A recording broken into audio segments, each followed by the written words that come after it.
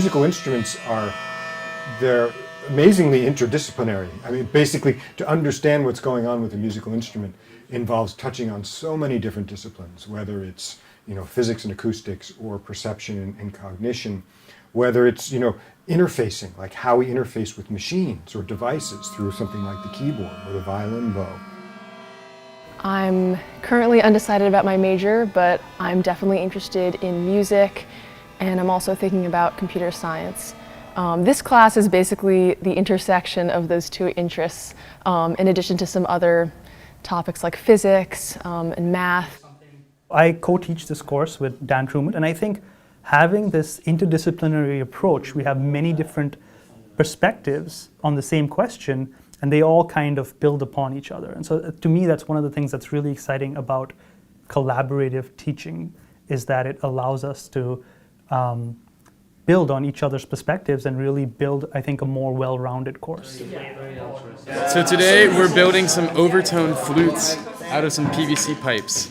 So using the natural resonance of these materials to activate different frequencies. We figure out what fundamental pitch we want to be like the base level pitch of the instrument, and then we calculate how long the PVC pipe should be. It's between 28 and 28.01. Perfect, let's do that. Basically, my lens and how I see music is very influenced by my path as a jazz pianist, and I think this class is going to open up this whole new realm of possibilities for me in terms of where I can take the music.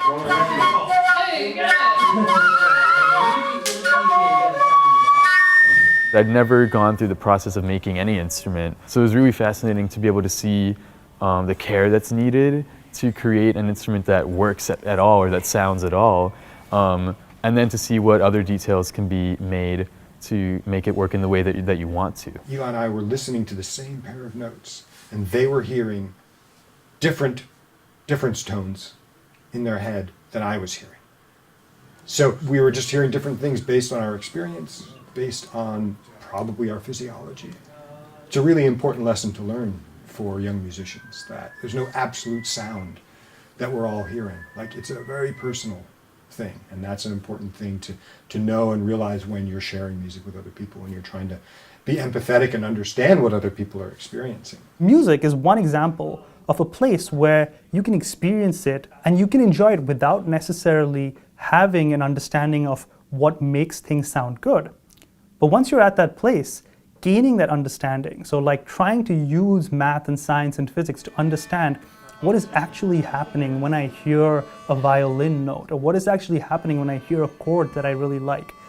That adds to our understanding of it. So I think finding spaces where science, engineering, math intersect with things like music that people are often already passionate about is the really interesting way for me to try to bridge these things together and try to make science more accessible.